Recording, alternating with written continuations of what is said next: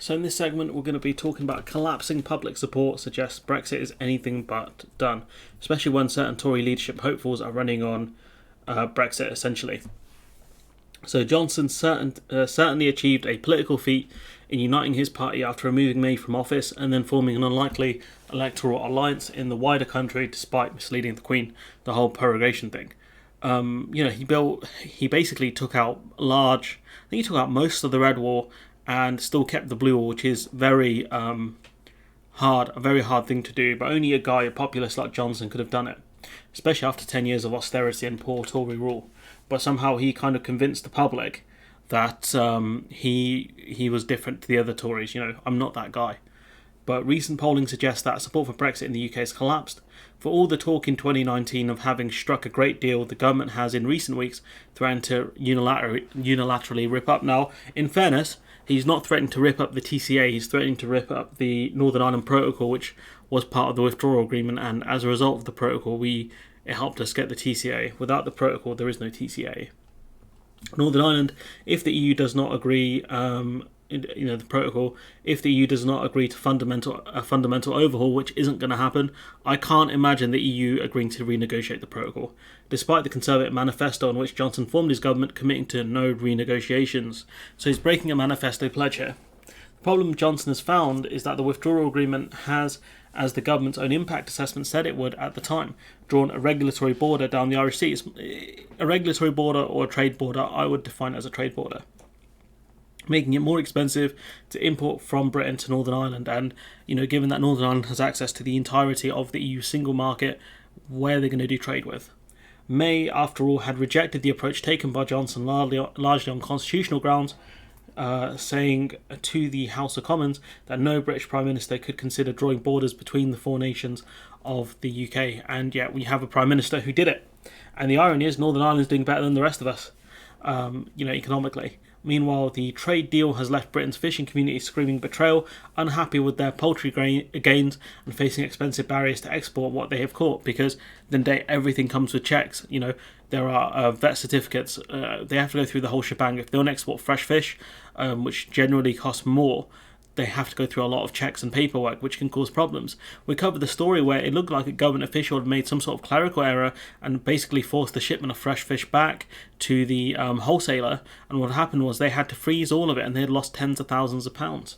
My kind of statement to these fishermen is, the Mbappe shrug, and I'm shrugging right now. I know you can't see me do it, but point being is, what did you expect would happen here? And I don't have a ton of sympathy. I know in other videos I do, but at the end of the day, you guys were there to try and take business away from EU fishermen, and look how it's turned out for you. Not very well, has it?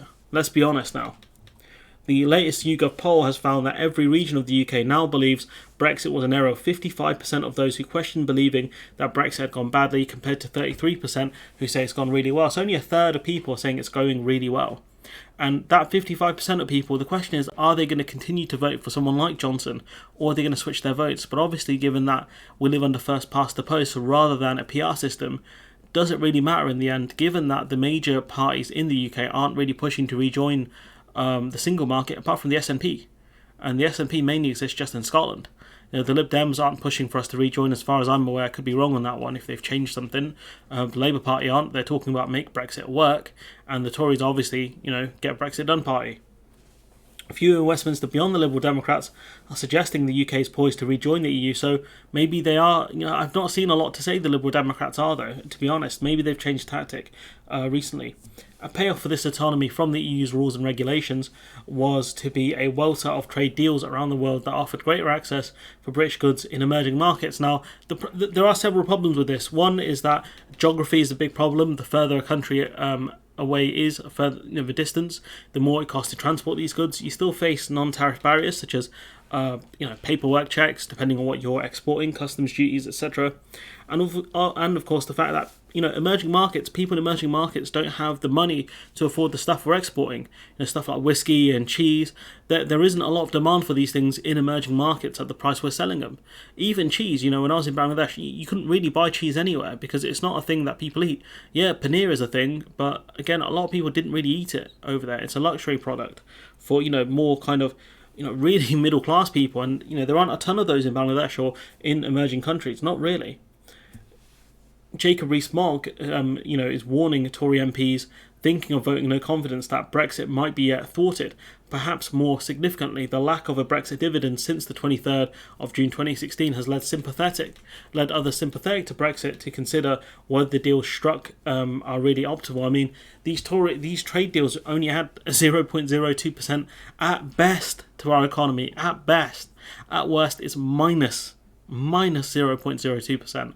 Tory MEP Daniel Hannan mused recently that retaining membership of the single market may have been a better option. He used it as a stopgap to say maybe we should remain in the single market until we figure out what we want to do. And then he also ended the article by saying, I don't want to rejoin. So yeah, Daniel Hannan, mate, the genius of our time, genuinely. He had a season ticket on all of the new shows, and now look, he's an unelected bureaucrat. George Reicheles, I'm not sure how to fully pronounce that, so I'll roll with that.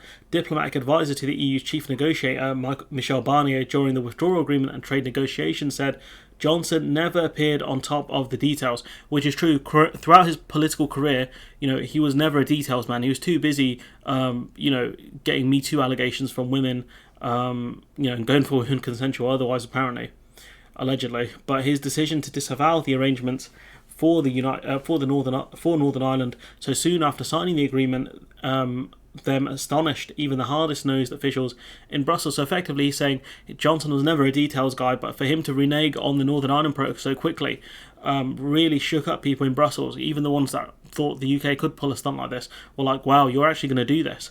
And it doesn't surprise me at all, which is kind of surprising why some of the deals that we did actually went through as they did. It did surprise me. Everyone knows you can't trust Boris Johnson. The only people who don't know that are the people who marry Boris Johnson, and in the end they realise they shouldn't have done so. He certainly pushed the boundaries of what one could expect a British Prime Minister to do very, very far, George said. He negotiated, signed an international agreement and had the House of Commons ratify it one day, only to walk back on it the next. I don't think it was that quick, but it was fairly quick. Within months, they talked about all the problems. I think it would have been March 2020, Frost started talking about problems. George added if the objective was to satisfy an important part of the Conservative Party and to tick boxes in terms of Brexit rhetoric, then of course they got that, and at the end of the day that's what they wanted. They wanted to placate the base, they wanted to placate the ERG and to keep power, and that's what he did. In his book Chief of Staff, Notes from Downing Street, the former Tory MP Gavin Barwell, who led May's office during her torturous parallel negotiations with the EU, noted that Johnson was the least willing to compromise of all the Brexiteers and refused to acknowledge the difficult choices that had to be made over Northern Ireland's special circumstances, describing the problem as the tail wagging the dog. And in the end, it was Johnson that showed his Brexit credentials, got rid of May in the end, and now it's Liz Truss who's doing the same move on Johnson. And that's what I think we'll continuously see, is some member of the cabinet going further beyond the current Prime Minister on Brexit and trying to kind of dislodge them. In the end, Johnson was killed not by someone who was more Brexity than him, but someone who essentially, Johnson was killed by himself, essentially, because of the endless scandals. Lockdown scandals, the COVID stuff, the Pincher stuff, everything just kind of got him at once.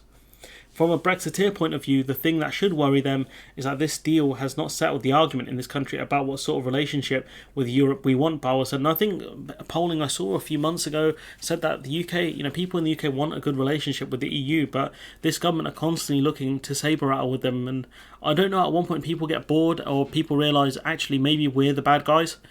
I don't know. I genuinely don't. Brexit, he suggested, is far from done, which is true. This isn't over. The TCA is up for negotiation in a few years. Renegotiation.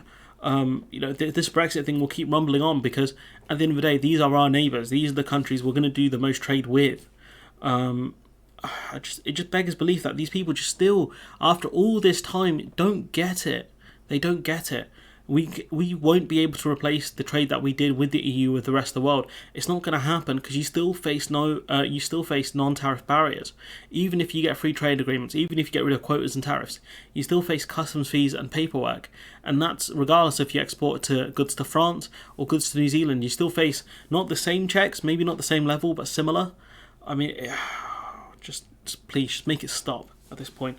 Anyways, I'm going to leave it there. Let me know what you think in the comments below. It's very clear that Brexit is not going the way people thought it would go, and what more can you say apart from at one point does the voting public say, actually, we don't like this anymore?